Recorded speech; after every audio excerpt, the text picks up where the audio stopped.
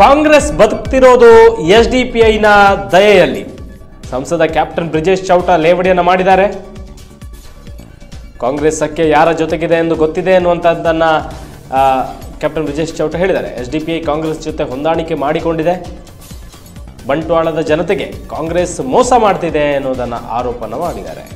ಕಾಂಗ್ರೆಸ್ಗೆ ಸಂಸದ ಬ್ರಿಜೇಶ್ ಚೌಟ ಟೀಕೆಯನ್ನು ಅದರ ಜೊತೆಗೆ ಆರೋಪವನ್ನು ಮಾಡಿದ್ದಾರೆ. ದಕ್ಷಿಣ ಕನ್ನಡ ಜಿಲ್ಲೆಯ ಬಿಜೆಪಿಯ ಸಂಸದ ಬ್ರಿಜೇಶ್ ಚೌಟ, ಕ್ಯಾಪ್ಟನ್ ಬ್ರಿಜೇಶ್ ಚೌಟ ಇವರು ಹೇಳುವ ಪ್ರಕಾರ ಏನು ಕಾಂಗ್ರೆಸ್ ಏನಿದೆ ಎಸ್ಡಿಪಿಐ ಈಗ ಬಂಟ್ವಾಳದಲ್ಲಿ ಮಾಡಿಕೊಂಡಿರುವಂತಹ ಮೈತ್ರಿಯ ಬಗ್ಗೆ ಲೇವಡಿಯನ್ನು ಮಾಡಿದ್ದಾರೆ. ಎಲ್ರಿಗೂ ಗೊತ್ತಾಗಿದೆ ಕಾಂಗ್ರೆಸ್ನ ಸಖ್ಯ ಯಾರ ಜೊತೆಗಿದೆ. ವಿಶೇಷವಾಗಿ PFIನ ರಾಜಕೀಯ ಸಂಸ್ಥೆಯಾದಂಥ SDPIನ ಜೊತೆಗೆ ಇವತ್ತು ಕುಲ್ಲಂಕುಲ್ಲವಾಗಿ ಹೊಂದಾಣಿಕೆ ಮಾಡಿಕೊಂಡು ಬಂಟ್ವಾಳದ ಮಹಾಜನತೆಗೆ ಮೋಸವನ್ನು ಮಾಡಿದ ಕಾಂಗ್ರೆಸ್ಗೆ ನಾನು ಈ ಸಂದರ್ಭದಲ್ಲಿ ಏನು ಹೇಳಬೇಕಂತ ಗೊತ್ತಾಗ್ತಾ ಇಲ್ಲ. ರಮನಾಥ್ ರೈ ಅವರ ಕೃಪಾಪೋಷಿತ ಬಂಟ್ವಾಳ ಕಾಂಗ್ರೆಸ್ ಇವತ್ತು SDPIನ ದಯೆಯಲ್ಲಿ ಬದುಕುವಂಥ ಪರಿಸ್ಥಿತಿ ಬಂದಿದೆ, ಅಷ್ಟೇ ಹೇಳ್ತೇನೆ. ಸಹಜವಾಗಿ ಕಾಂಗ್ರೆಸ್ ತನ್ನ DNA ಅನುಗುಣವಾಗಿ ಇವತ್ತು SDPI ಜೊತೆ ಮೈತ್ರಿ ಮಾಡಿಕೊಂಡು ಬಂಟ್ವಾಳ ಪುರಸಭೆಯ ಅಧ್ಯಕ್ಷ ಮತ್ತು ಉಪಾಧ್ಯಕ್ಷ ಸ್ಥಾನವನ್ನು ಪಡೆದುಕೊಂಡಿದ್ದಾರೆ. ಇಡೀ ಸಮಾಜಕ್ಕೆ ಕಾಂಗ್ರೆಸ್ ಇವತ್ತೊಂದು ಸ್ಪಷ್ಟ ಸಂದೇಶವನ್ನು ಕಳಿಸಿದ್ದೇವೆ, ನಾವು ಯಾರ ಜೊತೆಗೆ ಇದ್ದೇವೆ ಅನ್ನುವಂಥದ್ದು. ನಾವು ಇದನ್ನು ಹಲವಾರು ವರ್ಷಗಳಿಂದ ಹೇಳ್ತಾ ಬಂದಿದ್ದೇವೆ. ಇವತ್ತು ಬಂಟ್ವಾಳದ ಮಹಾಜನತೆಗೆ ಎಲ್ರಿಗೂ ಗೊತ್ತಾಗಿದೆ ಕಾಂಗ್ರೆಸ್ನ ಸಖ್ಯ ಯಾರ ಜೊತೆಗಿದೆ. ವಿಶೇಷವಾಗಿ PFIನ ರಾಜಕೀಯ ಸಂಸ್ಥೆಯಾದಂಥ SDPIನ ಜೊತೆಗೆ ಇವತ್ತು ಕುಲ್ಲಂಕುಲ್ಲವಾಗಿ ಹೊಂದಾಣಿಕೆ ಮಾಡಿಕೊಂಡು ಬಂಟ್ವಾಳದ ಮಹಾಜನತೆಗೆ ಮೋಸವನ್ನು ಮಾಡಿದ ಕಾಂಗ್ರೆಸ್ಗೆ ನಾನು ಈ ಸಂದರ್ಭದಲ್ಲಿ ಏನು ಹೇಳಬೇಕಂತ ಗೊತ್ತಾಗ್ತಾ ಇಲ್ಲ. ರಮನಾಥ್ ರೈ ಅವರ ಕೃಪಾಪೋಷಿತ ಬಂಟ್ವಾಳ ಕಾಂಗ್ರೆಸ್ ಇವತ್ತು SDPIನ ದಯೆಯಲ್ಲಿ ಬದುಕುವಂಥ ಪರಿಸ್ಥಿತಿ ಬಂದಿದೆ, ಅಷ್ಟೇ ಹೇಳ್ತೇನೆ. ಸಹಜವಾಗಿ ಕಾಂಗ್ರೆಸ್ ತನ್ನ DNA ಅನುಗುಣವಾಗಿ ಇವತ್ತು SDPI ಜೊತೆ ಮೈತ್ರಿ ಮಾಡಿಕೊಂಡು ಬಂಟ್ವಾಳ ಪುರಸಭೆಯ ಅಧ್ಯಕ್ಷ ಮತ್ತು ಉಪಾಧ್ಯಕ್ಷ ಸ್ಥಾನವನ್ನು ಪಡೆದುಕೊಂಡಿದ್ದಾರೆ. ಇಡೀ ಸಮಾಜಕ್ಕೆ ಕಾಂಗ್ರೆಸ್ ಇವತ್ತೊಂದು ಸ್ಪಷ್ಟ ಸಂದೇಶವನ್ನು ಕಳಿಸಿದ್ದೇವೆ, ನಾವು ಯಾರ ಜೊತೆಗೆ ಇದ್ದೇವೆ ಅನ್ನುವಂಥದ್ದು. ನಾವು ಇದನ್ನು ಹಲವಾರು ವರ್ಷಗಳಿಂದ ಹೇಳ್ತಾ ಬಂದಿದ್ದೇವೆ. ಇವತ್ತು ಬಂಟ್ವಾಳದ ಮಹಾಜನತೆಗೆ ಎಲ್ರಿಗೂ ಗೊತ್ತಾಗಿದೆ ಕಾಂಗ್ರೆಸ್ನ ಸಖ್ಯ ಯಾರ ಜೊತೆಗಿದೆ. ವಿಶೇಷವಾಗಿ PFIನ ರಾಜಕೀಯ ಸಂಸ್ಥೆ ಕಾಂಗ್ರೆಸ್ ಮತ್ತು SDPI ಬಗ್ಗೆ ಕ್ಯಾಪ್ಟನ್ ಬ್ರಿಜೇಶ್ ಚೌಟ, ಸಂಸದ ದಕ್ಷಿಣ ಕನ್ನಡ ಜಿಲ್ಲೆಯ ಸಂಸದರಾಗಿರುವಂಥ ಕ್ಯಾಪ್ಟನ್ ಬ್ರಿಜೇಶ್ ಚೌಟ ಲೇವಡಿಯನ್ನು ಮಾಡಿದ್ದಾರೆ. ಬಂಟ್ವಾಳದ ಜನತೆಗೆ ಕಾಂಗ್ರೆಸ್ ಮೋಸ ಮಾಡಿದೆ ಎನ್ನುವಂಥ ಒಂದು ಆರೋಪವನ್ನು ಅವರು ಮಾಡಿದ್ದಾರೆ. ಕಾಂಗ್ರೆಸ್ಗೆ ಸಂಸದ ಅವ್ರು ಹೇಳ್ತಾ ಇರೋದೇನು ಅಂತ ಹೇಳಿದ್ರೆ SDPI ದಯೆಯಲ್ಲಿ ಕಾಂಗ್ರೆಸ್ ಬದುಕ್ತಾ ಇದೆ. ಬಂಟ್ವಾಳದ ಸ್ಥಳೀಯ ಆಡಳಿತ ಏನಿದೆ ಅದರಲ್ಲಿ SDPI ಮತ್ತು ಕಾಂಗ್ರೆಸ್ ಮೈತ್ರಿ ಮಾಡಿಕೊಂಡು ಅಧಿಕಾರವನ್ನು ಹಿಡಿದಿದೆ. ಈ ಅಧಿಕಾರಕ್ಕೆ ಸಂಬಂಧಪಟ್ಟಂತೆ ಕ್ಯಾಪ್ಟನ್ ಬ್ರಿಜೇಶ್ ಚೌಟ ಕಾಂಗ್ರೆಸ್ನ ಲೇವಡಿ ಮಾಡಿದೆ. SDPI ಮತ್ತು ಕಾಂಗ್ರೆಸ್ ಒಟ್ಟಿಗೆ ಹೋಗ್ತಾ ಇದ್ದಾರೆ, ಅವರು ಒಂದೇ ನಾಣ್ಯದ ಎರಡು ಮುಖಗಳಿದ್ದಂತೆ ಅವರು ಅಂತ ಅನ್ನುವಂಥ ಒಂದು ಆರೋಪವನ್ನು ಮಾಡಿದ್ದಾರೆ. ಅದರ ಜೊತೆಗೆ ಕಾಂಗ್ರೆಸ್ ಬದುಕ್ತಾ ಇರೋದು SDPIನ ದಯೆಯಿಂದ ಎನ್ನುವಂಥದ್ದನ್ನು ಹೇಳಿದ್ದಾರೆ.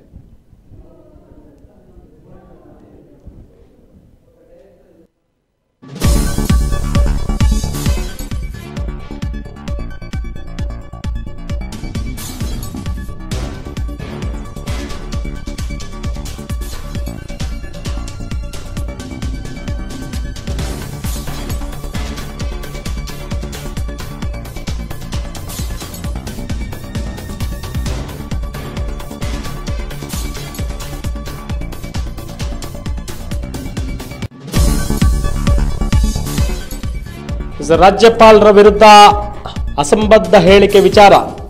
ಕಾಂಗ್ರೆಸ್ ವಿರುದ್ಧ ಬಿಜೆಪಿ ಬೃಹತ್ ಪ್ರತಿಭಟನೆಯನ್ನು ಕೈಗೊಂಡಿದೆ. ಸಿಎಂ ಸಿದ್ದರಾಮಯ್ಯ ರಾಜೀನಾಮೆಗೆ ಆಗ್ರಹಿಸಿ ಬೃಹತ್ ಪ್ರತಿಭಟನೆ ನಡೆಸ್ತಾ ಇದ್ದಾರೆ. ಮಂಗಳೂರಿನ ಮಿನಿ ವಿಧಾನದ ಸೌಧದ ಎದುರು ಭಾರೀ ಪ್ರತಿಭಟನೆ ನಡೀತಾ ಇದೆ. MLC ಐವಾನ್ ಡಿಸೋಜ ಅವರ ಬಂಧನಕ್ಕೂ ಕೂಡ ಈ ಪ್ರತಿಭಟನೆಯಲ್ಲಿ ಒತ್ತಾಯನ ಮಾಡಿದ್ದಾರೆ. ಶಾಸಕ ವೇದವ್ಯಾಸ್ ಕಾಮತ್, ಬಿಜೆಪಿ ನಾಯಕರು ಈ ಕಾರ್ಯಕ್ರಮದಲ್ಲಿ ಭಾಗಿಯಾಗಿದ್ದಾರೆ. ಹಾಗಾಗಿ ನಾವು ಇಷ್ಟೇ ಪ್ರತಿಭಟನೆ ಮೂಲಕ ಪೊಲೀಸರ ಹತ್ರ ಕೋರ್ಕೊಳ್ಳೋದು ಮೊದಲ ವಿಷಯ. ಈ ರೀತಿಯ ಕಾನೂನು ಸುವ್ಯವಸ್ಥೆಗೆ ಯಾರು ಅಡ್ಡ ಬರ್ತಾರೋ ಅವರ ಮೇಲೆ ಸರಿಯಾದ ಕೇಸನ್ನು ಹಾಕುವಂತ ಎದೆಗಾರಿಕೆ, ಶಬ್ದ ಹೇಳ್ತಾ ಇದ್ದೇನೆ, ನಿಮ್ಗೆ ಎದೆಗಾರಿಕೆ ಇಲ್ಲ. ನಿಮ್ಗೆ ಇದೆಲ್ಲ ಆಗದಿದ್ರೆ ನೀವು ಭರಶೆಟ್ರು, ವೇದವ್ಯಾಸು, ಹರೀಶ್ ಪೂಂಜಾ ಉಳಿದ್ರ ಮೇಲೆಲ್ಲ ಕೇಸ್ ಹಾಕ್ಲಿಕ್ಕೆ ಧೈರ್ಯ ತೋರಿಸ್ತಿರುವಂತರು ನೀವು ನಾಳೆ ಸರ್ಕಾರ ಆದರೆ ನಿಮಗೆ ಯಾವ ರೀತಿ ಮಾಡಬೇಕು ನನಗೂ ಗೊತ್ತಿದೆ. ನೀವು ಯೋಚನೆ ಮಾಡಬೇಡಿ ನಾವು ನೆನಪಿಟ್ಟಿದ್ದೇವೆ ಅಂತ. ನಮಗೂ ನೆನಪಿದೆ. ಫಸ್ಟ್ ಟರ್ಮಲ್ಲಿ ನಾವು ಬುದ್ಧಿ ಕಲೀಲಿಲ್ಲ. ನಾನು ವೇದವ್ಯಾಸ ಕಾಮತ್ರು, ಹರೀಶ್ ಪೂಂಜರವರು ಇಚ್ಚಿ ಮರೆಯ ಮಾನ್ಯ ಪರಿಬಲ್ಲಿ ಒಂದು ಎಟ್ಟೆತ್ತು ಕಾಂಗ್ರೆಸ್ ದಾನೆ ಬಿಜೆಪಿ ದಾನೆ ಅನ್ನುವಂಥ ಮನಸ್ಸಲ್ಲಿದ್ದೇವೆ. ಆದರೆ ಕಾಂಗ್ರೆಸ್ ನಾಯಕರು ಈ ರೀತಿಯ ಅವ್ಯವಸ್ಥೆಯನ್ನ ಮಾಡ್ತಾ ಹೋದ್ರೆ ಸರ್ಕಾರ ಬದಲಾಗ್ತದೆ. ಸರ್ಕಾರ ಬದಲಾಗ್ತದೆ. ಅಧಿಕಾರಿಗಳು ನೀವೇ ಇರ್ತೀರಿ. ನೋಡ್ಕೊಳ್ಳಿ ಒಂದ್ಸತಿ ಮುಖ ಮುಟ್ಟಿ ಏನಾಗ್ತದೆ ಅನ್ನುವಂಥದ್ದನ್ನ. ನೀವು ಯಾರು ಅನ್ಯಾಯ ಮಾಡ್ಲಿಕ್ಕೆ ಹೋಗಬೇಡಿ. ನೀವು ನ್ಯಾಯದ ಪರವಾಗಿ ನಿಂತರೆ ವೇದವ್ಯಾಸ ಹೇಳಿದ ಹಾಗೆ CA ಗಲಾಟೆ ಆದಾಗ ನಿಮ್ಮ ಪರವಾಗಿ ನಿಂತದ್ದು ನಾವು. CA ಗಲಾಟೆ ಆದಾಗ ಪೊಲೀಸರ ಪರವಾಗಿ ನಿಮ್ ಕೆನ್ನೆ ಹೊಡಿಲಿಕ್ಕೆ ಬಂದ್ರು, ನಿಮ್ಗೆ ಚೂರಿ ಹಾಕ್ಲಿಕ್ಕೆ ಬಂದ್ರು, ನಿಮ್ಮ ಮೇಲೆ ನಿಮ್ಮ ಪೊಲೀಸ್ ಸ್ಟೇಷನ್ ಅನ್ನ ಬೆಂಕಿ ಹಾಕ್ಲಿಕ್ಕೆ ಬಂದ್ರು. ಆಗ ನಿಮ್ಮ ಪರವಾಗಿ ಇದ್ದದ್ದು ಭಾರತೀಯ ಜನತಾ ಪಾರ್ಟಿ ಮತ್ತು ಸಂಘದ ಕಾರ್ಯಕರ್ತರು. ಅಂದ್ರೆ ನಾವು ಸಮಾಜ ಮತ್ತು ದೇಶದ ಪರವಾಗಿ ನಿಂತವರು. ಈಗಿರುವಂತ ವ್ಯಕ್ತಿಗಳು, ಅಧಿಕಾರ ಮಾಡುತ್ತಿರುವಂತ ವ್ಯಕ್ತಿಗಳು ದೇಶದ್ರೋಹದ ಮಾತಾಡ್ತಾರೆ. ನೀವು ನಿಮ್ಮ ಟ್ರಾನ್ಸ್ಫರ್ ಬಗ್ಗೆ ಯೋಚನೆ ಮಾಡ್ತೀರಿ, ದೇಶದ ಬಗ್ಗೆ ಮಾತಾಡ್ತಾರೆ. ದೇಶದ್ರೋಹದ ಮಾತನ್ನ ಐವಂಡಿಸು ಆಡಿದಾಗ ನಿಮಗೆ ಹೆದರಿಕೆ, ನನ್ನ ಟ್ರಾನ್ಸ್ಫರ್ ಮಾಡ್ತಾರೆ ಇವರು ಬಹುಶಃ ಏನಾದ್ರು ಹೇಳಿದ್ರೆ. ಹಾಗಾಗಿ ನಿಮ್ಮ ಟ್ರಾನ್ಸ್ಫರಿಗೋಸ್ಕರ ದೇಶವನ್ನ ಬಲಿ ಕೊಡುವ ಪ್ರಯತ್ನವನ್ನ ಪೊಲೀಸರು ಮಾಡಬಾರ್ದು. ನೀವು ಅದನ್ನೇ ಮಾಡ್ತಿದ್ದೀರಿ. ನನಗೆ ಎಲ್ಲಾ ರೀತಿಯಿಂದ ಹೇಳಿ ನೋಡಿದೆ, ನಿಮಗೆ ಬುದ್ಧಿ ಬರುವುದಿಲ್ಲ. ನಿಮ್ಗೆ ಸರ್ಕಾರ ಚೇಂಜ್ ಆದ್ರೆ ಮಾತ್ರ ಬುದ್ಧಿ ಬರ್ತದೆ ಏನೋ ಗೊತ್ತಿಲ್ಲ. ರಾಜಕಾರಣಿಗಳು ಬರ್ತಾರೆ ಹೋಗ್ತಾರೆ. ಮಾತ್ರ 58 ನಿಮ್ಮ ರಿಟೈರ್ ಆಗಿ ಇರುವಂತವ್ರು ನೀವು. ದಲಿತ ವ್ಯಕ್ತಿ ಗವರ್ನರ್, ನೀವು ಪ್ರತಿ ಭಾಷಣದಲ್ಲಿ ಮಾತೆತ್ತಿದ್ರೆ ಅಂಬೇಡ್ಕರ್ ಅವರನ್ನ ನಾವೇ ಅವರನ್ನ ಪ್ರೋತ್ಸಾಹ ಮಾಡಿದ್ದು, ಅವರು ಅಂಬೇಡ್ಕರ್ನ ಸೋಲಿಸಿದವರು ಕಾಂಗ್ರೆಸ್. ಮಾತೆತ್ತಿದ್ರೆ ದಲಿತ ದಲಿತ ದಲಿತ ಅನ್ನುವಂತ ಮಾತನ್ನು ಹೇಳ್ತೀರಿ. ಒಬ್ಬ ದಲಿತ ಗವರ್ನರ್ ಮನೆಗೆ ಹೋಗಿ ಅವನನ್ನ ಅಲ್ಲಿಂದ ಓಡಿಸ್ತೇವೆ ಅಂತ ಹೇಳಿದ್ರೆ ಅದರ ಅರ್ಥ ಇಟ್ ಅಟ್ರಾಕ್ಟ್ಸ್ ಅಟ್ರಾಸಿಟಿ ಕೇಸ್. ಯಾಕೆ ಹಾಕುದಿಲ್ಲ ಅವ್ರ ಮೇಲೆ ಅಟ್ರಾಸಿಟಿ ಕೇಸ್? ಕಮಿಟಿ ಯೋಚನೆ ಮಾಡ್ತಾ ಇದ್ದೇವೆ, ಅದು ಲೀಗಲ್ ಅಲ್ಲಿ ಬರಬೇಕು ಅನ್ನೋ ಅಂತ ಹೇಳಿದ್ರು. ಹಾಕುದಿಲ್ಲ, ಹೇಳಿಲ್ಲ. ಕೇಸ್ ಹಾಕ್ತೇವೆ ಐಡೆಂಟಿಸೋದ್ರ ಮೇಲೆ, ಆದ್ರೆ ಸೆಕ್ಷನ್ ನಾವು ಯೋಚನೆ ಮಾಡ್ತಿದ್ದೆ ಅನ್ನುವಂತ ಹೇಳಿದ್ರು. ಇವ್ರಿಗೆ ಎಂತ ದೊಡ್ಡೊಂದು ಕಂಪ್ಯೂಟರ್ 3 ಇಟ್ಕೊಂಡು ಸೆಕ್ಷನ್ ಸರ್ಚ್ ಮಾಡ್ತಾ ಇದ್ದಾರೆ. ನಾನು ಯೋಚನೆ ಮಾಡುದು 2 ದಿನ ಆಯ್ತು. ಸೂಪರ್ ಕಂಪ್ಯೂಟರ್ ಇದ್ರೂ ಆಗ್ಲಿಕ್ಕಿಲ್ಲ. ನಮ್ಮ ಮೇಲೆ ಮಾತ್ರ ಅರ್ಧ ಗಂಟೆಯಲ್ಲಿ ಆಗಿದೆ. ನಿಮ್ಗೆ ಆಗದಿದ್ರೆ ಹೇಳಿ, ಸೆಕ್ಷನ್ ನಾನು ಹೇಳ್ತೇನೆ. ರಾಷ್ಟ್ರದ್ರೋಹದ ಸೆಕ್ಷನ್ ದೊಡ್ಡದೇನು ಸೆಕ್ಷನ್ ಇಲ್ಲ, ಕ್ಲಾಸು ಅಷ್ಟು ದೊಡ್ಡದೇನಿಲ್ಲ. ಮಾನ ಮರ್ಯಾದೆ ಏನಾದ್ರು ಇದ್ರೆ ಉಳಿದ ಕಾಂಗ್ರೆಸ್ ನಾಯಕರುಗಳು ಯಾರಿದ್ದೀರಿ ನೀವು ಸಹ ಹೇಳಿ, ಅವ್ರ ಸೆಕ್ಷನ್ ಹಾಕಿ ಒಂದು ಒಳಗೆ ಹಾಕ್ಲಿಕ್ಕೆ. ಯಾಕಂತ ಹೇಳ್ತಾ ಇದ್ದು ಕಾಂಗ್ರೆಸ್ MLC ಅಂತ ಹೇಳ್ತಾ ಇಲ್ಲ. ಈ ರೀತಿಯ ಮಾತುಗಳಿಗೆ, ಈ ರೀತಿಯ ವ್ಯವಸ್ಥೆಗಳಿಗೆ, ದೊಂಬಿ ಬೆಂಕಿ ಹಚ್ಚುವ ಪ್ರಕರಣಗಳಿಗೆ ನಾವು ಒಂದು ವೇಳೆ ಸಪೋರ್ಟ್ ಮಾಡಿದ್ರೆ ಇವತ್ತು ಭಾರತೀಯ ಜನತಾ ಪಾರ್ಟಿ ಶಾಂತಿಯುತವಾದ ಪ್ರತಿಭಟನೆಯನ್ನು ಮಾಡ್ತಾರೆ. ಈ ರೀತಿಯ ಬೆಂಚ್ ಮಾರ್ಕ್ ಅನ್ನ ನೀವು ಹಾಕಬೇಡಿ.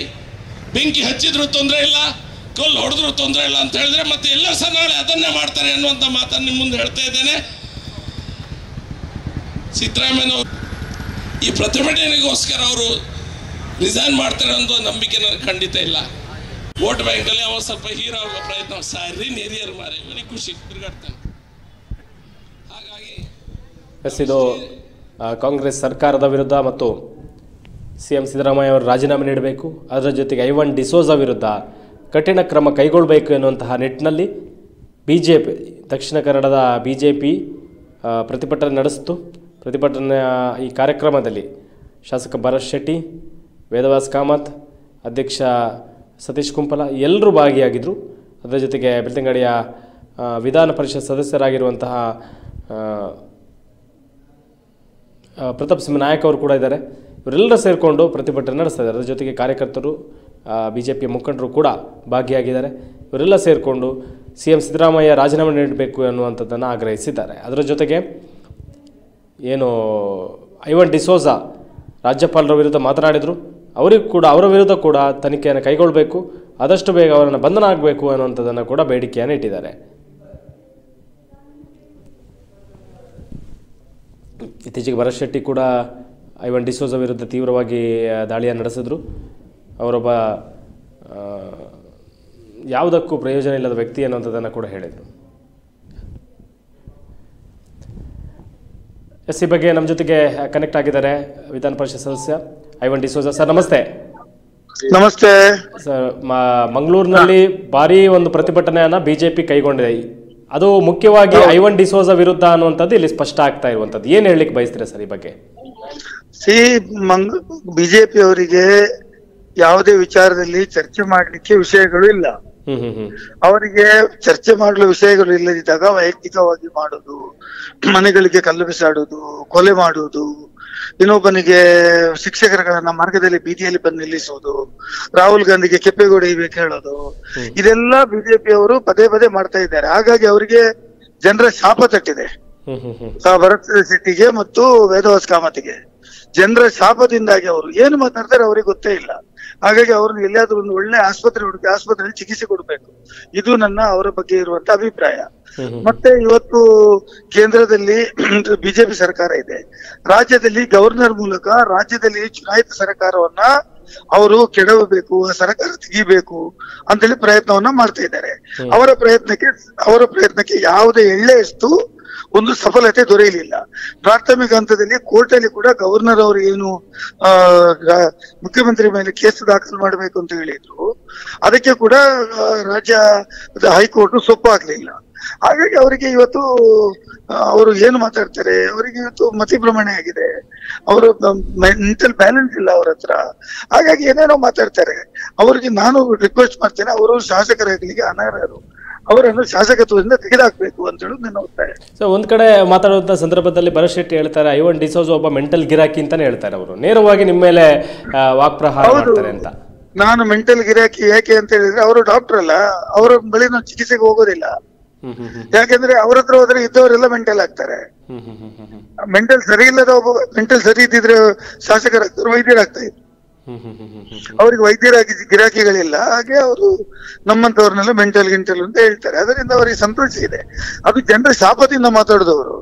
ಯಾಕೆಂದ್ರೆ ಅವರು ವಿದ್ಯಾರ್ಥಿಗಳ ಎದುರು ಶಿಕ್ಷಕಿಯರನ್ನ ಇನ್ಸಲ್ಟ್ ಮಾಡಿದವರು. ಒಂದು ಶಿಕ್ಷಕಿಯರನ್ನ ವಿದ್ಯಾರ್ಥಿಗಳ ಎದುರು ನಿಂತು ಅವರ ಇನ್ಸಲ್ಟ್ ಮಾಡಿ ಅವರ ಎದುರು ಘೋಷಣೆಗೆ ಹೋಗಿದವರು ಶಾಸಕರಿಗೆ ಎಷ್ಟು ಅರ್ಹರು. They are most inefficient people. ಇದು ಅವರ ಕೊನೆಯ ಆಟ, ಇನ್ನು ಮುಂದೆ ಆಟ ನಡೆಯೋದಿಲ್ಲ. ಹಾಗಾಗಿ ಅವರ ವಿರುದ್ಧ ಕ್ರಮ ತಗೊಳ್ತೀವಿ. ಇನ್ನೊಂದು ವಿಚಾರಗಳನ್ನ ಕೂಡ ಹೇಳ್ತಾರೆ ಅವರು. ಅವ್ರದೇ ಸರ್ಕಾರ ಇದೆ, ಹಾಗಾಗಿ ಐವನ್ ಡಿಸೋಜ ವಿರುದ್ಧ ದೂರು ದಾಖಲಾಗ್ಲಿಲ್ಲ, ಪೊಲೀಸರು ಕೂಡ ಇಲ್ಲಿ ಕೇಸನ್ನ ತೆಗೆದುಕೊಳ್ತಾ ಇಲ್ಲ ಅಂತ ಹೇಳ್ತಾರೆ. ಅವರು ಎಲ್ಲಿವರೆಗೆ ಇದ್ದಾರೆ ಅಂದ್ರೆ, CAA NRC ಸಂದರ್ಭದಲ್ಲಿ ನಾವು ಪೊಲೀಸರಿಗೆ ಸಹಾಯ ಮಾಡಿದ್ದೇವೆ, ಹಾಗಾಗಿ ನೀವು ಈಗ ನಮಗೆ ಸಹಾಯ ಮಾಡಬೇಕು ಅಂತ ಹೇಳ್ತಾನೆ ಒಬ್ಬ ಶಾಸಕನಾದ ಭರತ್ ಶೆಟ್ಟಿ. ಅದು ದೇಶ ದ್ರೋಹದ ಮಾತು. ಪೊಲೀಸರನ್ನ ಜಾತಿ ಆಧಾರದಲ್ಲಿ ಸಹಾಯ ಮಾಡಿ ಅಂತ ಒಬ್ಬ ಶಾಸಕ ವಿಡಿಯೋದಲ್ಲಿ ಹೇಳ್ತಾನೆ ಅಂತ ಆದ್ರೆ ಅದರಷ್ಟು ದೊಡ್ಡ ದೇಶ ದ್ರೋಹದ ವಿಚಾರ ಬೇರೆ ಏನಿಲ್ಲ. ನಾವು ಒತ್ತಾಯ ಮಾಡ್ತಾ ಇದ್ದೇವೆ, ನಾಳೆ ದೊಂದಿನ ಮೆರವಣಿಗೆ ಮಾಡ್ತಾ ಇದ್ದೇವೆ. ಆ ದೇಶ ದ್ರೋಹ ಮಾಡಿದಂತ ವೇದವಾಸ್ ಕಾಮತ್ ಮತ್ತು ಭರತ್ ಶೆಟ್ಟಿ ಅವರು ಕೂಡಲೇ ರಾಜೀನಾಮೆ ಕೊಡಬೇಕು. They are unfit to become a legislators. ಶಾಸಕರಾಗ್ಲಿಕ್ಕೆ ಯಾವ ಅರ್ಹತೆ ಇಲ್ಲ ಅವರಿಗೆ. ಹಾಗಾಗಿ ಕೂಡಲೇ ರಾಜೀನಾಮೆ ಕೊಡಿ, ಇಲ್ಲಿದ್ರೆ ನಾವೇ ಅವರ ಮನೆಗೆ ಹೋಗಿ ರಾಜೀನಾಮೆ ಒತ್ತಾಯ ಮಾಡ್ತೀವಿ, ಇಬ್ಬರ ಮನೆಗೂ. ಅಂದ್ರೆ ಅವರು ಈಗ ರಾಜೀನಾಮೆ ಕೊಡ್ಬೇಕು ಅಂತ ನೀವೇ ಇದ್ ಮಾಡ್ತಾ ಇದ್ದೀವಿ? ಹೌದು, 100%. ಇಬ್ಬರು ಮೆಂಟಲ್ ಗಿರಾಕಿಗಳೇ. ಇನ್ನೊಂದ್ ಕಡೆ ಈಗ ಬಿಜೆಪಿ ರಾಜ್ಯಾದ್ಯಂತ ಹೋರಾಟ ಮಾಡ್ಲಿಕ್ಕೆ ಸಿದ್ಧತೆ ಮಾಡ್ತಾ ಇದೆ ಸರ್. ಸಿದ್ದರಾಮಯ್ಯ ಅವರು ರಾಜೀನಾಮೆ ನೀಡಲೇಬೇಕು ಅಂತ ಈಗ ಮೂಢ ಪ್ರಕರಣಕ್ಕೆ ಸಂಬಂಧಪಟ್ಟಂತೆ. ಸಿದ್ದರಾಮಯ್ಯನವರ ಬಟ್ಟೆಯನ್ನು ಮುಟ್ಟುವ ಯೋಗ್ಯತೆ ಇಲ್ಲ ಇವರಿಗೆ. ಅವರ ರಾಜಕೀಯ ಅನುಭವ, ಅವರು ಈ ರಾಜ್ಯಕ್ಕೆ ಕೊಟ್ಟಂತ ಕೊಡುಗೆ, ಅವರ ರಾಜ್ಯದಲ್ಲಿ ನಡೆದುಕೊಂಡು ಬಂದಂತ ರೀತಿ, ಈ ರಾಜ್ಯದ ಬಡವರಿಗೆ ಮತ್ತು ಸಾಮಾನ್ಯ ವರ್ಗದವರ ಧ್ವನಿಯಾಗಿ ಇವತ್ತು ದೇಶದ ಇಡೀ ಪ್ರಪಂಚದಲ್ಲಿ ಒಬ್ಬ ರಾಜ್ಯದಲ್ಲಿ ಅತ್ಯಂತ ಉತ್ತಮ ಭ್ರಷ್ಟಾಚಾರ ರಹಿತವಾಗಿರ್ತಕ್ಕಂಥ ಒಬ್ಬ ಮುಖ್ಯಮಂತ್ರಿ ಇದ್ರೆ ಅವ್ರು ಸಿದ್ದರಾಮಯ್ಯನವರು. ಇವರಿಗೆ ಸಿದ್ದರಾಮಯ್ಯನವರು ಮಾತಾಡುವ ಯೋಗ್ಯತೆ ಇಲ್ಲ ಇವರಲ್ಲಿ ಯಾವ ಒಬ್ಬ ಶಾಸಕರು ಕೂಡ.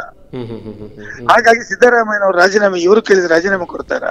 ಇವರ ಗವರ್ನರ್ ಅವರ ಮುಖಾಂತರ ಪ್ರಯತ್ನ ಮಾಡಿದ್ರು, ಅದು ಕೋರ್ಟ್ ಅಲ್ಲಿ ತಳ್ಳಿ ಹಾಕಿದ್ದಾರೆ. ಒಂದೇ ಒಂದು ಶಬ್ದ ಸಿದ್ದರಾಮಯ್ಯನವರು ಇನ್ವಾಲ್ವ್ ಆದಂತ ಒಂದು ದಾಖಲೆ ತೋರಿಸ್ಲಿಕ್ಕೆ ಹೇಳಿ ಭರತ್ ಶೆಟ್ಟಿಗೆ ಮತ್ತು ವೇದವಾಸ್ ಕಾಮತಿಗೆ ಅವರ ಬಗ್ಗೆ ತೋರಿಸ್ಲಿಕ್ಕೆ ಹೇಳಿ. ಇವರು ಮಾತಾಡ್ತಾರಲ್ಲ ರಾಜೀನಾಮೆ ಕೊಡಬೇಕು ಅಂತ, ತೋರಿಸ್ಲಿಕ್ಕೆ ಹೇಳಿ, ಅಥವಾ ಇಡೀ ಬಿಜೆಪಿಗೆ ಹೇಳಿ, ಇಡೀ ರಾಜ್ಯದ ಬಿಜೆಪಿ ಅವರು ಹೇಳಿ ಅವರ ಬಗ್ಗೆ ಯಾವ ಕಾರಣಕ್ಕಾಗಿ ನೀವು ರಾಜೀನಾಮೆ ಕೇಳ್ತೀರಿ. ಅವ್ರದ್ದು ಉತ್ತರ ಇಲ್ಲ, ಸುಮ್ಮನೆ 10 11 ಅವರು ಪಾದಯಾತ್ರೆ ಮಾಡಿದಾಗ ಕೆಲವರು ಕೇಳ್ತಿದ್ರಂತೆ, ನಾವು ಪಾದಯಾತ್ರೆ ಯಾಕೆ ಮಾಡುದು ಅಂತ ಅವರಿಗೆ ಗೊತ್ತಿಲ್ಲ. ಹಾಗಾಗಿ ಅವ್ರಲ್ಲಿ ಈಗ ಪಕ್ಷದ ಒಳಗಡೆ ಬೇಕಾದಷ್ಟು ಗೊಂದಲ ಇದೆ. ಆ ಗೊಂದಲವನ್ನ ಇಲ್ಲೇ ಒಂದು ಕಡೆ ಸಿದ್ದರಾಮಯ್ಯ ಹೆಸರಿನಲ್ಲಿ ಸರಿ ಮಾಡುವಂತ ಪ್ರಯತ್ನ ಮಾಡ್ತಿದ್ದಾರೆ. ಅದು ಮತ್ತು ಫೇಲ್ಯೂರ್ ಆಗ್ತದೆ ಅಂತ ನಾನು ಹೇಳಲಿಕ್ಕೆ ಬಯಸ್ತಾ ಇದ್ದೇನೆ. ಓಕೆ, ಈಗ ಓಕೆ ಸರ್, ಈಗ ನೀವು ಬಿಜೆಪಿ ಬೇರೆ ಆರೋಪವನ್ನು ಮಾಡಿದ್ರಿ. ಒಂದ್ ಕಡೆ ನೀವು ಕೂಡ ಮಾತಾಡಿದ್ದು ತಪ್ಪು ಅಂತ ಕೆಲವರೆಲ್ಲ ಈಗ ಸಾರ್ವಜನಿಕ ವಲಯದಲ್ಲೂ ಕೂಡ ಚರ್ಚೆ ಇದೆ. ಈ ರಾಜ್ಯಪಾಲರು ಅಂತ ಹೇಳಿದ್ರೆ ಸಾಂವಿಧಾನಿಕದ ಒಂದು ಭಾಗ ಅಂತ ಹೇಳ್ತಾರೆ, ಅವರನ್ನೇ ಏಕವಚನದಲ್ಲಿ ಮಾತಾಡೋದು ಎಷ್ಟು ಸರಿ ಅಂತ ನಿಮ್ಮ ಮೇಲೂ ಕೆಲವರು ಸಾರ್ವಜನಿಕರು ಆರೋಪವನ್ನು ಮಾಡ್ತಾ ಇದ್ದಾರೆ. ನಾನು ಏಕವಚನದಲ್ಲಿ ಮಾತಾಡಿದ್ದೇನಾ? ರಾಜ್ಯಪಾಲರ ಗೌರವ ಕೊಟ್ಟಿದ್ದೇನೆ. ರಾಜ್ಯಪಾಲರು ದೇಶದ ಸಂವಿಧಾನವನ್ನ ಅರಿತು ಆ ಸಂವಿಧಾನದ ಪ್ರಕಾರ ಅವರು ಕೆಲಸ ಮಾಡಬೇಕು. ಅವರು ಬಿಜೆಪಿ ಏಜೆಂಟ್ಗಳಾಗಿ, ಕಾಂಗ್ರೆಸ್ನ ಏಜೆಂಟ್ರಾಗಿ ಅಥವಾ ಜೆಡಿಎಸ್ ಏಜೆಂಟ್ರಾಗಿ ಕೆಲಸ ಮಾಡಬಾರ್ದು. ಸಂವಿಧಾನಬದ್ಧವಾಗಿ ಕೆಲಸ ಮಾಡಬೇಕು. ಸಂವಿಧಾನಬದ್ಧವಾಗಿ ಕೆಲಸ ಮಾಡದೇ ಇದ್ರೆ ಬಂಗಾಳದಲ್ಲಿ ಆಯ್ತಲ್ಲ, ದೇಶ ವಿರೋಧಿ ಕೆಲಸವನ್ನ ಮಾಡಿ ಎಲ್ಲ ಜನ ಎತ್ತುಕೊಂಡು ಅಲ್ಲಿ ಅಧ್ಯಕ್ಷರು ಓಡಿ ಬಂದು ಭಾರತ ದೇಶದಲ್ಲಿ ನೆಲೆಸಿದಾರಲ್ಲ, ಆ ಪರಿಸ್ಥಿತಿ ನಿರ್ಮಾಣ ಮಾಡಬಾರದು ಅಂತ ನಾನು ಸಲಹೆ ನೀಡಿದ್ದೆ. ಸಲಹೆ ಅಲ್ಲ, ಅದೊಂದು ಪ್ರಚೋದನೆ ರೀತಿ ಇತ್ತು ಅಂತ ಜನರ ಹೇಳಿಕೆ. ಈಗ ಸಾರ್ವಜನಿಕರು ಅದೇ ಹೇಳ್ತಾರೆ, ಪ್ರಚೋದನೆ ನೀಡ್ತಾ ಇದ್ದಾರೆ ಅಂತ. ಬಿಜೆಪಿ ಅವರು ಪ್ರಚೋದನೆ ಅಂತ ಹೇಳಿಸಿಕೊಳ್ಳುವುದು. ಬಿಜೆಪಿ ಅವರಿಗೆ ಬಾಂಗ್ಲಾದೇಶ ಅಂದ್ರೆ ಅವರಿಗೆ ಅಲರ್ಜಿ. ಬಾಂಗ್ಲಾದೇಶ ಅಂದ್ರೆ ಅವರು ಮುಸ್ಲಿಂ ದೇಶ ಅಂತ ಅವ್ರು ತಗೊಳ್ಳೋದು. ನನಗೆ ಅವರು ಮುಸ್ಲಿಮು, ಕ್ರಿಶ್ಚಿಯನ್, ಹಿಂದೂ ನನ್ನ ಲೆಕ್ಕ ಅಲ್ಲ. ನಾನೊಂದು ದೇಶದ ಉದಾಹರಣೆ ಕೊಟ್ಟೆ. ಅಲ್ಲಿ ಜನ ವಿರೋಧಿ ಕೆಲಸಗಳು ಮಾಡಿದಾಗ ದೇಶದ ಹೆಡ್ ಆಗಿದ್ದವರು, ಸಂವಿಧಾನ ರಕ್ಷಣೆ ಮಾಡುವವರು ಅಲ್ಲಿ ಹೇಗೆ ಜನ ದಂಗೆ ಎತ್ತರು ಅಂತ ಹೇಳುವುದನ್ನ, ಅದರ ಒಂದು ವಿಷಯವನ್ನು ನಾನು ತಿಳಿಸಿದೆ. ವಿಷಯ ಬೇರೆ ದಂಗೆ ಬೇರೆ, ಮಾಡ್ತೇನೆ ಅಂತ ಹೇಳುದು ಬೇರೆ. ಅಲ್ಲ, ಇಲ್ಲಿ ರಾಜ್ಯಪಾಲರನ್ನೇ ಓಡಿಸ್ತೀರಾ ಅಂತ ಆ ರೀತಿಯಾಗಿ ಈಗ ಬಾಂಗ್ಲಾದಲ್ಲಿ ಹೇಗೆ ಓಡಿದ್ರು ಅದೇ ರೀತಿ ಇಲ್ಲಿ ರಾಜ್ಯಪಾಲರು ಓಡುವಂತ ಪರಿಸ್ಥಿತಿ ಅಂದ್ರೆ ಒಂದು ಹಿಂದಿನಿಂದ ಕುಮ್ಮಕ್ಕು ಕೊಟ್ಟಾಗೆ ಆಗೋದಿಲ್ವಾ ಅಂತ. ಅಯ್ಯೋ ದೇವ, ಇದಕ್ಕಿಂತ ಹಿಂದೆ ಕುಮಾರಸ್ವಾಮಿ ಅವರು ಹೇಳಿದ್ರು, ನೀವು ಬಿಟ್ಟಿ ಭಾಗ್ಯಗಳು ಈ ಎಲ್ಲ ನಾವು ಕೊಡ್ತೇವಲ್ಲ, ಎಲೆಕ್ಟ್ರಿಸಿಟಿ ಉಚಿತ 2,000 ರೂಪಾಯಿ ಮತ್ತು ಇದೆಲ್ಲ ಕಾರ್ಯಕ್ರಮಗಳು ಕೊಟ್ಟು ಇದು ಕೊಟ್ರೆ ಎಲ್ಲಿ ಶ್ರೀಲಂಕಾದಲ್ಲಿ ಆದಂತೆ ಜನ ದಂಗೆ ಹೇಳ್ತಾರೆ, ದಂಗೆ ಹೇಳುವ ಕಾಲ ದೂರ ಇಲ್ಲ ಅಂತ ಹೇಳಿದ್ರೆ ಕುಮಾರಸ್ವಾಮಿ ಅವರು ಹೇಳಿಲ್ವಾ? ಆ ದೇಶದ ಉದಾಹರಣೆ ಕೊಟ್ಟಿರ್ತಕ್ಕಂಥದ್ದು. ನಾನು ಬಾಂಗ್ಲಾದೇಶದ ಉದಾಹರಣೆ ಕೊಟ್ಟೆ, ಅದರ ವಿಷಯವನ್ನು ಹೇಳಿದೆ. ಇವರಿಗೇನು ಅಷ್ಟು ತಲೆಬಿಸಿ? ಇವರ ಗವರ್ನರ್ ಮಾಡಿದ್ ಸರಿನಾ? ಇವರು ವಾದ ಮಾಡ್ಲಿ ನನ್ನ ಜೊತೆ ಬರ್ಲಿಕ್ಕೆ ಹೇಳಿ, ಅವರಿಗೆ ನನ್ನ ಜೊತೆ ವಾದ ಮಾಡ್ಲಿಕ್ಕೆ. ಗವರ್ನರ್ ಅವರು ಯಾರ ಸರ್ಕಾರ, ಚುನಾಯಿತ ಸರ್ಕಾರವನ್ನು ತೆಗಿಬಹುದಾ? ಒಂದು ಸರ್ಕಾರದ 40 ವರ್ಷಗಳ ರಾಜಕೀಯ ಜೀವನದ ಇದ್ದಂತ ಸಿದ್ದರಾಮಯ್ಯ ವಿರುದ್ಧ ಕೇಸ್ ದಾಖಲು ಮಾಡ್ಲಿಕ್ಕೆ ಅನುಮತಿ ಕೊಡಬಹುದಾ? ಕಾನೂನಿನಲ್ಲಿ ಅದಕ್ಕೆ ಅವಕಾಶ ಇದೆಯಾ? ಇವರು ಯಾರಿಗೆ ರಾಜಕಾರಣ ಕಲಿಸುದು? ನಿನ್ನೆ ಮೊನ್ನೆ ಬಂದಂತ ಬಚ್ಚಾಗಳು. ಹಾಗಂತ ಹೇಳಿ ಓಕೆ ಓಕೆ ಓಕೆ ಧನ್ಯವಾದಗಳು.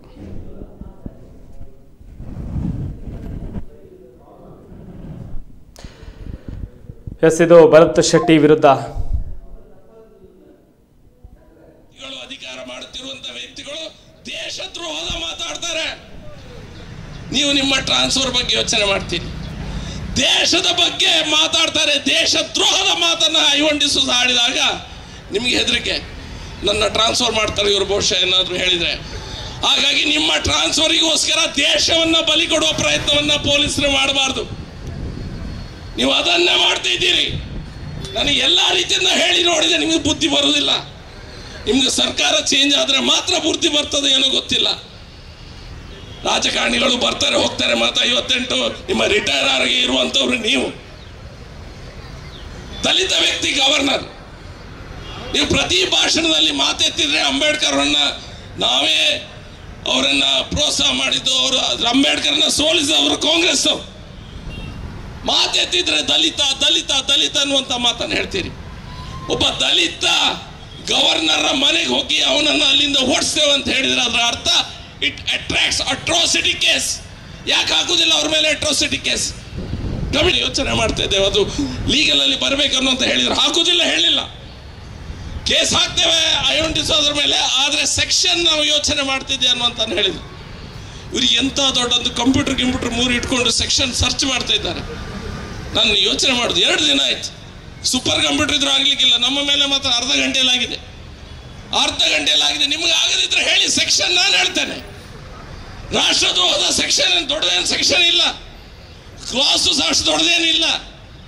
ಮಾನ ಮರ್ಯಾದೆ ಏನಾದ್ರು ಇದ್ರೆ ಉಳಿದ ಕಾಂಗ್ರೆಸ್ ನಾಯಕರುಗಳು ಯಾರಿದ್ದೀರಿ, ನೀವು ಸಹ ಹೇಳಿ ಅವ್ರ ಸೆಕ್ಷನ್ ಹಾಕಿ ಒಂದು ಒಳಗೆ ಹಾಕ್ಲಿಕ್ಕೆ. ಯಾಕಂತ ಹೇಳ್ತಾ ಇದ್ದು ಕಾಂಗ್ರೆಸ್ MLC ಅಂತ ಹೇಳ್ತಾ ಇಲ್ಲ. ಈ ರೀತಿಯ ಮಾತುಗಳಿಗೆ, ಈ ರೀತಿಯ ವ್ಯವಸ್ಥೆಗಳಿಗೆ, ದೊಂಬಿ ಬೆಂಕಿ ಹಚ್ಚುವ ಪ್ರಕರಣಗಳಿಗೆ ನಾವು ಒಂದು ವೇಳೆ ಸಪೋರ್ಟ್ ಮಾಡಿದ್ರೆ ಇವತ್ತು ಭಾರತೀಯ ಜನತಾ ಪಾರ್ಟಿ ಶಾಂತಿಯುತವಾದ ಪ್ರತಿಭಟನೆಯನ್ನು ಮಾಡ್ತಾರೆ. ಈ ರೀತಿಯ ಬೆಂಚ್ ಮಾರ್ಕ್ ಅನ್ನ ನೀವು ಹಾಕಬೇಡಿ. ಬೆಂಕಿ ಹಚ್ಚಿದ್ರು ತೊಂದರೆ ಇಲ್ಲ, ಕಲ್ಲು ಹೊಡೆದ್ರು ತೊಂದರೆ ಇಲ್ಲ ಅಂತ ಹೇಳಿದ್ರೆ ಮತ್ತೆ ಎಲ್ಲರೂ ಸಹ ನಾಳೆ ಅದನ್ನೇ ಮಾಡ್ತಾರೆ ಅನ್ನುವಂಥ ಮಾತನ್ನು ನಿಮ್ಮ ಮುಂದೆ ಹೇಳ್ತಾ ಇದ್ದೇನೆ. ಸಿದ್ದರಾಮಯ್ಯ ಈ ಪ್ರತಿಭಟನೆಗೋಸ್ಕರ ಅವರು ರಿಸೈನ್ ಮಾಡ್ತಾರೆ ಅನ್ನೋ ನಂಬಿಕೆ ನನಗೆ ಖಂಡಿತ ಇಲ್ಲ. ವೋಟ್ ಬ್ಯಾಂಕಲ್ಲಿ ಅವನು ಸ್ವಲ್ಪ ಹೀರೋ ಆಗೋ ಪ್ರಯತ್ನ, ಸಾರಿ ಹಿರಿಯರು ಮಾರಿ ಇವನಿಗೆ ಖುಷಿ ತಿರುಗಾಡ್ತಾನೆ. ಹಾಗಾಗಿ ನಾವು ಇಷ್ಟೇ ಪ್ರತಿಭಟನೆ ಮೂಲಕ ಪೊಲೀಸರ ಹತ್ರ ಕೋರ್ಕೊಳ್ಳೋದು ಮೊದಲ ವಿಷಯ. ಈ ರೀತಿಯ ಕಾನೂನು ಸುವ್ಯವಸ್ಥೆಗೆ ಯಾರು ಅಡ್ಡ ಬರ್ತಾರೋ ಅವರ ಮೇಲೆ ಸರಿಯಾದ ಕೇಸನ್ನು ಹಾಕುವಂತ ಎದೆಗಾರಿಕೆ, ಶಬ್ದ ಹೇಳ್ತಾ ಇದ್ದೇನೆ, ನಿಮ್ಗೆ ಎದೆಗಾರಿಕೆ ಇಲ್ಲ. ನಿಮ್ಗೆ ಇದೆಲ್ಲ ಆಗದಿದ್ರೆ ನೀವು ಭರಶೆಟ್ರು, ವೇದವ್ಯಾಸು, ಹರೀಶ್ ಪೂಂಜಾ ಹುಡುಗರ ಮೇಲೆಲ್ಲ ಕೇಸ್ ಹಾಕ್ಲಿಕ್ಕೆ ಧೈರ್ಯ ತೋರಿಸ್ತಿರುವಂತರು ನೀವು. ನಾಳೆ ಸರ್ಕಾರ ಆದ್ರೆ ನಿಮ್ಗೆ ಯಾವ ರೀತಿ ಮಾಡ್ಬೇಕು ನನಗೂ ಗೊತ್ತಿದೆ. ನೀವು ಯೋಚನೆ ಮಾಡಬೇಡಿ ನಾವು ನೆನಪಿಟ್ಟಿದ್ದೇವೆ ಅಂತ. ನಮಗೂ ನೆನಪಿದೆ. ಫಸ್ಟ್ ಟರ್ಮಲ್ಲಿ ನಾವು ಬುದ್ಧಿ ಕಲೀಲಿಲ್ಲ. ನಾನು ವೇದವ್ಯಾಸ್ ಕಾಮತ್ರು, ಹರೀಶ್ ಪೂಂಜರವರು ಇಚ್ಚಿ ಮರೆಯ ಮಾನ್ಯ ಪರಿಬಲ್ಲಿ ಒಂದು ಎಡ್ಡೆತ್ತು ಕಾಂಗ್ರೆಸ್ ದಾನೆ, BJP ದಾನೆ ಅನ್ನುವಂಥ ಮನಸ್ಸಲ್ಲಿದ್ದೇವೆ. ಆದರೆ ಕಾಂಗ್ರೆಸ್ ನಾಯಕರು ಈ ರೀತಿಯ ಅವ್ಯವಸ್ಥೆಯನ್ನ ಮಾಡ್ತಾ ಹೋದ್ರೆ ಸರ್ಕಾರ ಸಹ ಬದಲಾಗ್ತದೆ. ಸರ್ಕಾರ ಬದಲಾಗ್ತದೆ, ಅಧಿಕಾರಿಗಳು ನೀವೇ ಇರ್ತೀರಿ. ನೋಡ್ಕೊಳ್ಳಿ ಒಂದ್ಸತಿ ಮುಖ ಮುಟ್ಟಿ. ಸತ್ಯ, ಸ್ಪಷ್ಟ, ನೇರ ಸುದ್ದಿಯೊಂದಿಗೆ U+ TV. ಇದು ಹೊಸತನದ ಸಂಕಲನ.